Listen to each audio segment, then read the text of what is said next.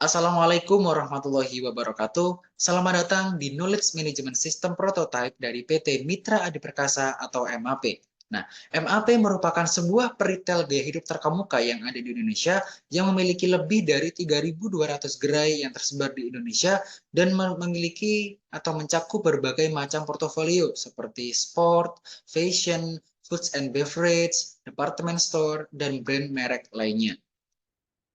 Nah, sebelum itu kita harus mengetahui dahulu apa sih yang disebut dengan KMS atau Knowledge Management System. KMS sendiri merupakan sebuah sistem yang dirancang untuk memfasilitasi pengumpulan, organisasi, penyimpanan, dan pengambilan pengetahuan dalam organisasi. Nah, tujuan KMS ini adalah untuk bisa membuat keputusan secara lebih baik, lalu juga bisa bekerja lebih efisien dan berinovasi dengan efektif.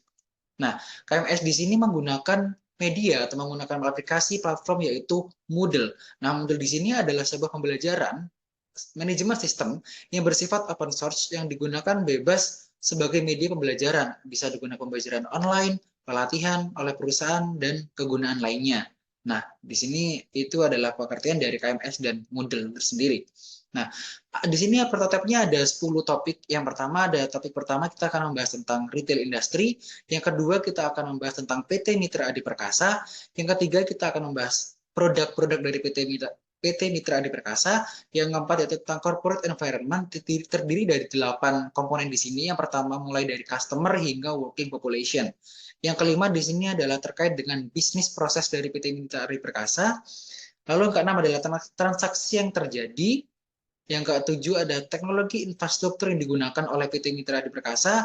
Lalu ada cost structure atau struktur biaya yang digunakan. Lalu juga ada future strategy.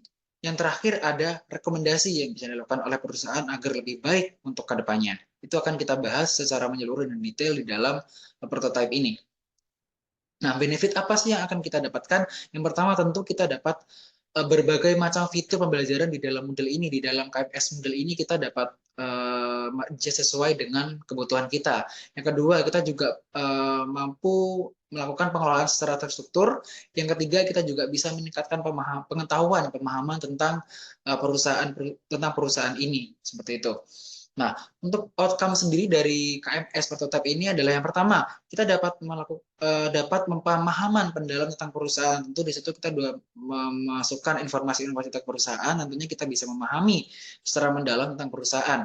Yang kedua, kita juga bisa meningkatkan sistematisasi dan efisiensi sendiri bagi perusahaan.